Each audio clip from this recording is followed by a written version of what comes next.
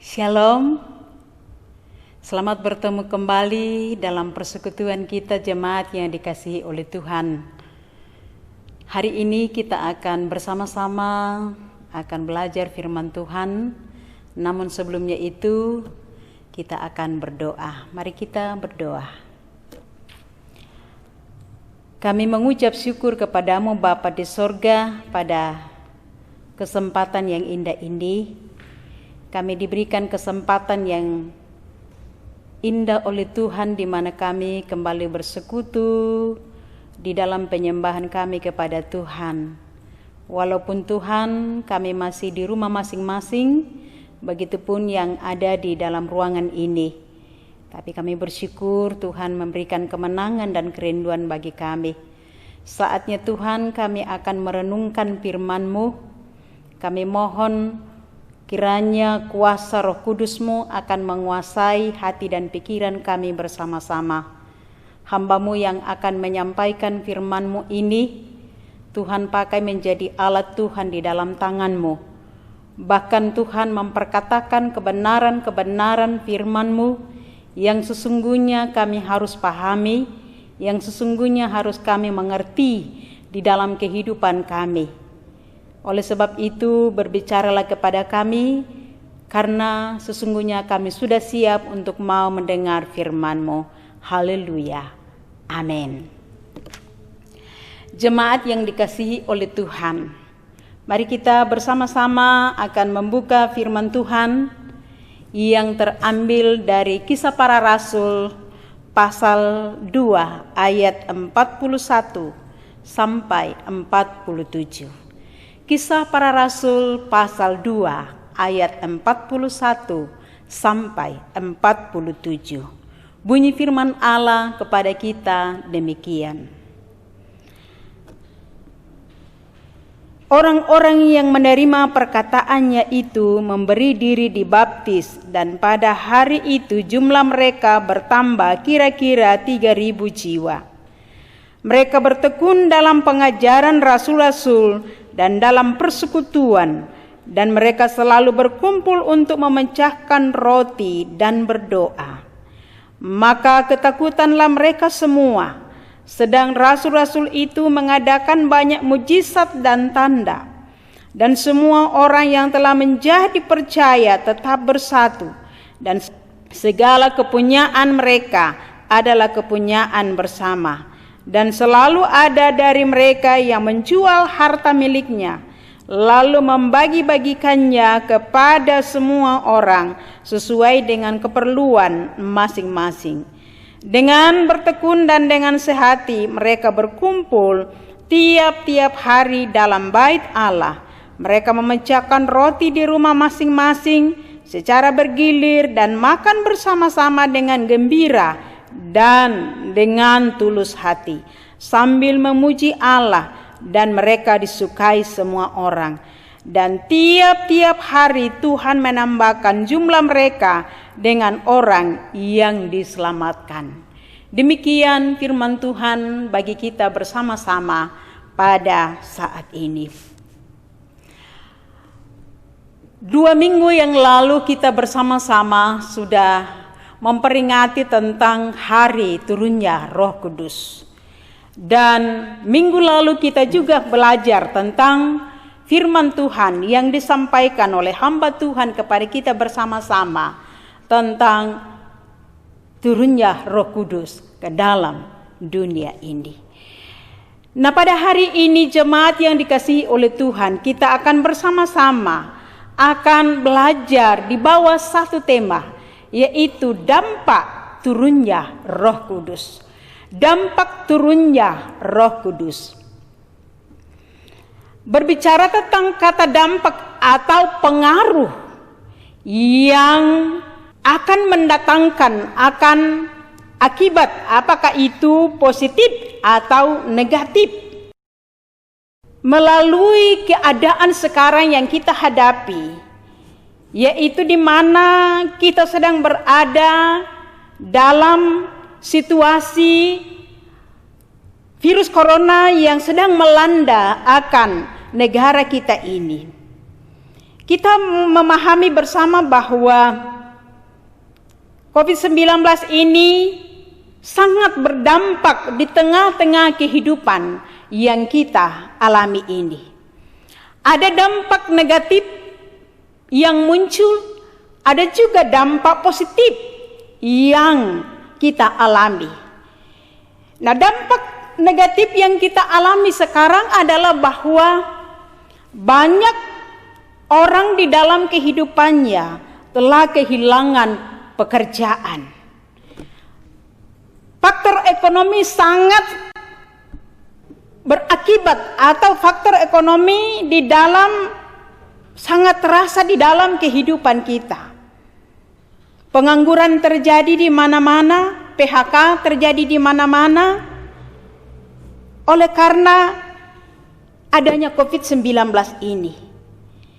Itu adalah dampak yang secara negatif yang kita hadapi. Tetapi dampak positif yang kita alami atau yang terjadi adalah di mana kita boleh melihat bersama-sama banyak orang dibentuk di dalam imannya. Banyak orang dibentuk di dalam karakternya. Bahkan kita boleh melihat bersama-sama bahwa banyak muncul pemimpin-pemimpin di dalam rumah tangga. Ada yang memimpin sebagai ibadah, sebagai pendoa, sebagai pelayan firman. Itu adalah dampak positif yang terjadi. Nah, jemaat yang dikasihi oleh Tuhan, banyak hal yang terjadi atau banyak perubahan yang terjadi yang kita alami dalam situasi COVID-19 ini. Nah, oleh sebab itu kita akan memperhatikan bersama-sama dengan adanya perubahan yang terjadi itu, seperti yang kita lihat di dalam pembacaan kita, yaitu dampak turunnya Roh Kudus di dalam kehidupan kita sebagai orang yang percaya. Setelah Yesus bangkit dari antara orang mati, 40 hari Ia mengajar dan kemudian Ia melakukan tanda-tanda mujizat. Sesudah itu Ia akan kembali ke tempat kemuliaannya, atau Ia akan kembali ke sorga. Dan sebelum Ia kembali ke sorga 10 hari, Ia telah menjanjikan akan datang penolong, akan datang yang akan menghibur orang-orang yang percaya. Kita boleh memperhatikan bersama-sama bahwa setelah Ia kembali ke tempat kemuliaannya, Ia memberikan tugas kepada murid-muridnya untuk melakukan akan pemberitaan Injil. Ia memberikan tugas kepada murid-muridnya untuk melayani dan memberikan kekuatan atau semangat kepada murid-muridnya atau orang-orang yang ditinggalkan pada saat itu, supaya mereka memiliki pengharapan di dalam kehidupannya. Jemaat yang saya kasihi di dalam Tuhan, kita akan memperhatikan bersama-sama apa dampak Roh Kudus dalam hidup orang yang percaya pada saat Yesus kembali ke sorga. Yang pertama di sini adalah kita memperhatikan, yaitu terjadi pertumbuhan jemaat yang dahsyat. Terjadi pertumbuhan jemaat yang sangat dahsyat. Ayat yang ke-41 di dalam pembacaan kita. Di situ dikatakan orang-orang yang menerima perkataannya, di mana pada saat itu Petrus yang telah menyampaikan firman Allah. Orang yang menerima perkataannya memberi diri mereka dibaptis, dan dikatakan bahwa mereka bertambah kira-kira 3.000 jiwa. Ada pertumbuhan secara kualitas yang terjadi di jemaat yang pertama di Yerusalem pada saat itu. Ada pertumbuhan kualitas dan juga pertumbuhan secara kuantitas yang kita perhatikan bersama-sama. Kita melihat pertumbuhan secara kualitas jemaat yang pertama yang ada di Yerusalem pada saat itu adalah bahwa dikatakan dalam pembacaan kita, mereka tekun di dalam pengajaran rasul-rasul. Mereka bertekun di dalam ajaran yang disampaikan oleh rasul-rasul pada saat itu. Kemudian dikatakan bahwa mereka sehati berkumpul dalam bait Allah untuk memuji dan memuliakan Allah. Hidupnya diubahkan menjadi pribadi yang suka belajar akan firman Allah. Dan mereka mengalami kedahsyatan untuk mengubah hati mereka menjadi pengikut Kristus. Itu yang terjadi sehingga jemaat yang pertama itu mengalami pertumbuhan secara kualitas di dalam kehidupannya. Kemudian dikatakan bahwa mereka bertekun dalam perbuatan kasih atau melakukan kasih, saling mengasihi satu dengan yang lain. Dalam pembacaan kita dikatakan segala kepunyaan mereka adalah kepunyaan bersama. Di situ kita boleh melihat mereka bagaimana saling mengasihi satu dengan yang lain, bagaimana saling membina keakraban satu dengan yang lain. Juga dikatakan bahwa mereka menjual segala harta miliknya dan membagi-bagikan sesuai dengan kebutuhan mereka. Dan mereka memecahkan roti, yaitu melaksanakan perjamuan kudus dan juga perjamuan kasih. Di dalam ayat itu dikatakan mereka memecahkan roti dan berdoa bersama-sama. Jemaat yang dikasihi oleh Tuhan, ketika kita memperhatikan jemaat yang ada pada saat itu boleh bertumbuh dengan baik secara kualitas oleh karena mereka selalu setia di dalam hidupnya, tekun di dalam berdoa kepada Tuhan. Nah, gereja tanpa doa tidak akan bisa bertumbuh dengan baik. Karena doa adalah hal yang sangat penting pada zaman jemaat mula-mula. Gereja bisa bertumbuh bukan karena kekuatannya, bukan karena keuangannya, bukan karena pengalamannya, tetapi karena doa yang dilakukan di dalam kehidupannya. Jemaat yang dikasihi oleh Tuhan, inilah yang menyebabkan mereka di dalam kehidupannya bertumbuh secara kualitas di dalam hidupnya. Kemudian pertumbuhan secara kuantitas dalam pembacaan kita tadi dikatakan orang yang menerima firman itu atau orang yang menerima perkataannya memberi diri dibaptis dan jumlah mereka kira-kira 3.000 jiwa. Kita bisa membayangkan kata 3.000 jiwa di sini. Kalau kita membaca di dalam pasal yang pertama, di situ kita boleh melihat jemaat yang pertama adalah 120 orang. Tetapi pada saat pencurahan Roh Kudus, maka jemaat bisa bertambah kurang lebih atau kira-kira 3.000 jiwa. Itu sebuah pertumbuhan yang sangat dahsyat yang terjadi di tengah-tengah jemaat Tuhan yang mula-mula itu.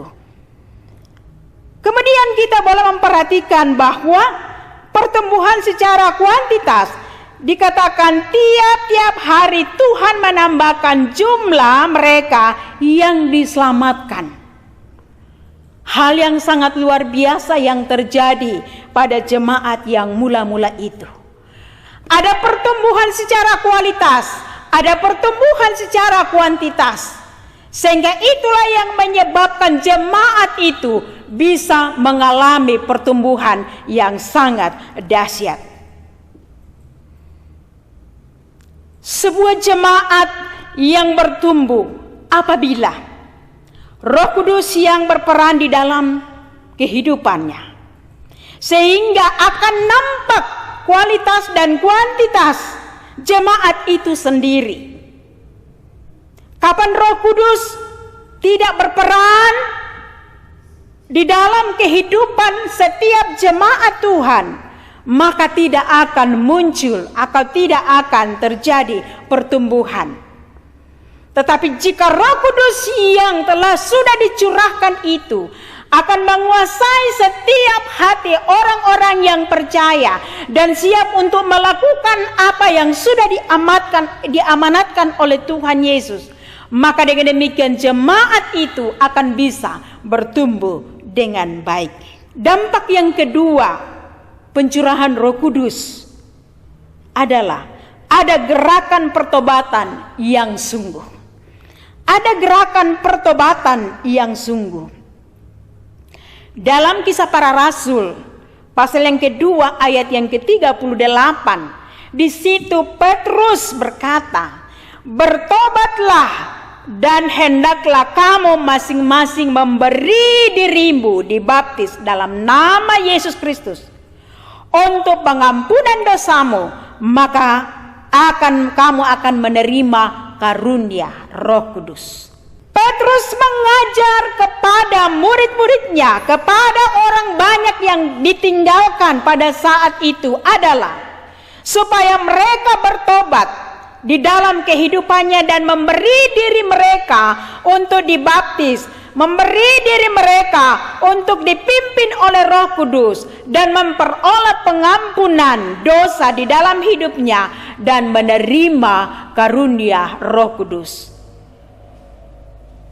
Minggu yang lalu kita sudah mendengarkan firman Tuhan di mana di dalamnya kita mendengarkan kita semua orang percaya menerima karunia Roh Kudus.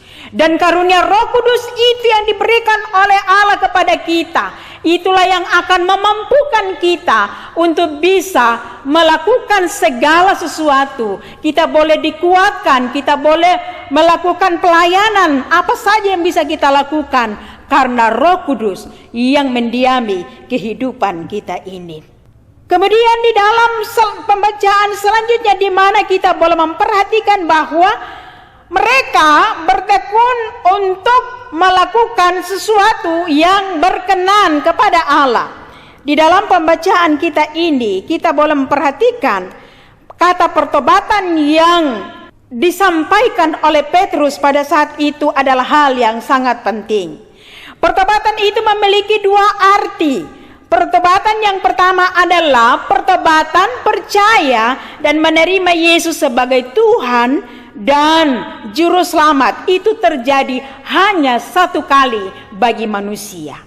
Kemudian pertobatan yang kedua ialah meninggalkan dosa, dan itu terjadi berulang-ulang atau itu terjadi secara terus-menerus.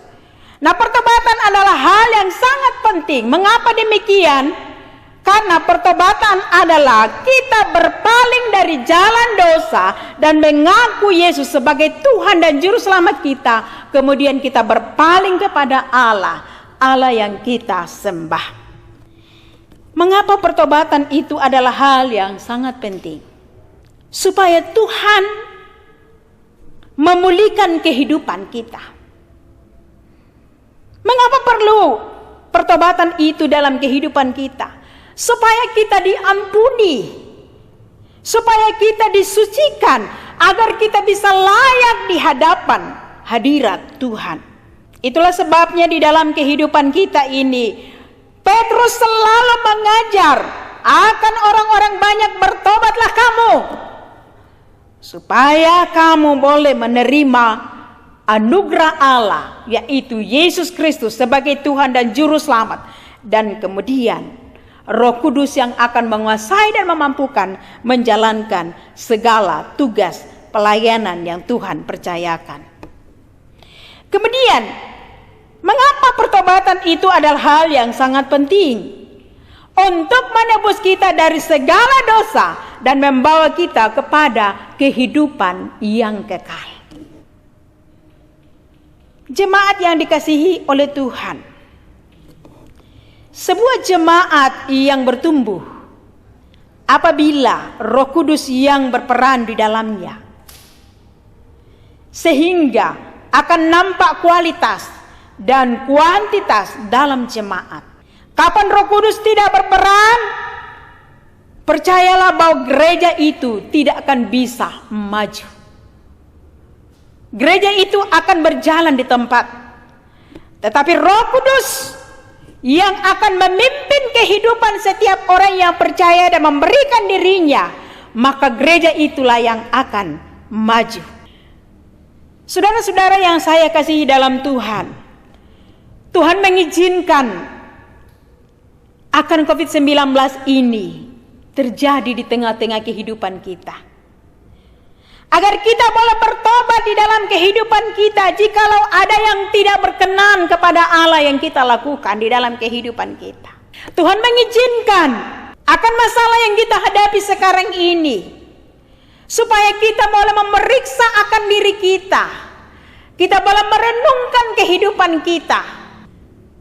Dan kalau ada hal-hal yang tidak berkenan kepada Allah, kita tinggalkan dalam kehidupan kita. Kita datang mengakuinya di hadapan Tuhan, bertobat di hadapan Tuhan, maka Ia akan memberikan kepada kita kelegaan. Ia akan memberikan kepada kita kekuatan. Ia akan selalu menuntun kehidupan kita. Dimanapun kita berada, Ia senantiasa menyertai hidup kita ini. Inilah dua dampak turunnya Roh Kudus bagi orang yang percaya, supaya kita bertumbuh secara kualitas dan kuantitas seperti yang diharapkan oleh Tuhan, supaya ada pertobatan yang sungguh, yaitu di mana kita harus menerima Yesus sebagai Tuhan dan Juru Selamat kita. Kemudian kita bisa meninggalkan segala perbuatan kita yang tidak menyenangkan hati Allah. Kalau mungkin selama ini kita lalai, kalau mungkin selama ini kita keliru, kalau mungkin selama ini kita salah, kita tinggalkan itu dan kita boleh datang kepada Allah, supaya ada pertobatan dari dosa yang telah kita lakukan, sehingga hidup kita ini berkenan kepada Allah. Oleh karena itu, jemaat yang saya kasihi dalam Tuhan, kepada kita bersama pada saat ini, marilah di dalam kehidupan kita memperhatikan jemaat yang mula-mula, jemaat yang pertama di Yerusalem setelah pencurahan Roh Kudus, begitu berkembang secara pesat, begitu maju, begitu berkualitas, oleh karena mereka bertekun di dalam mengenal akan firman Allah dan taat melakukan apa yang dikatakan oleh firman Tuhan. Dan mereka bersedia untuk meninggalkan segala dosa dan perbuatan, mengakuinya di hadapan Tuhan, dan Tuhan memperhitungkan kehidupannya untuk senantiasa setia, layak melayani akan Tuhan. Kiranya melalui firman Tuhan ini dapat menjadi berkat bagi kita semua. Amin. Mari kita berdoa. Kami mengucap syukur kepadamu Tuhan, kami boleh bersama-sama merenungkan firman-Mu. Roh Kudus-Mu lebih menjelaskan ke dalam hati kami apa kata Tuhan bagi kami. Hamba-Mu sudah menyampaikannya, dan kami mohon Roh Kudus-Mu lebih menjelaskan kepada kami bersama-sama, sehingga akan memotivasi kami, jemaat Tuhan, walaupun kami berada di rumah masing-masing, dan harapan kami semoga ke depan ini Tuhan, kami boleh kembali dipersatukan di dalam rumah-Mu yang kudus ini untuk menyembah kepada Tuhan, sehingga terjadi sebuah perubahan yang akan kami alami di dalam kehidupan kami. Kalau waktu-waktu yang lalu Tuhan, kami tidak setia, atau di dalam kehidupan kami Kami tidak pernah melakukan yang berkenan kepadamu. Kami mohon kiranya Tuhan mengampuni kami. Sehingga firman-Mu yang datang kepada kami, mengajarkan kami bagaimana kami meninggalkan itu. Dan kami boleh hidup layak di hadapan-Mu. Terpuji nama-Mu Tuhan. Inilah firman-Mu bagi kami semua dalam nama Yesus. Haleluya. Amin.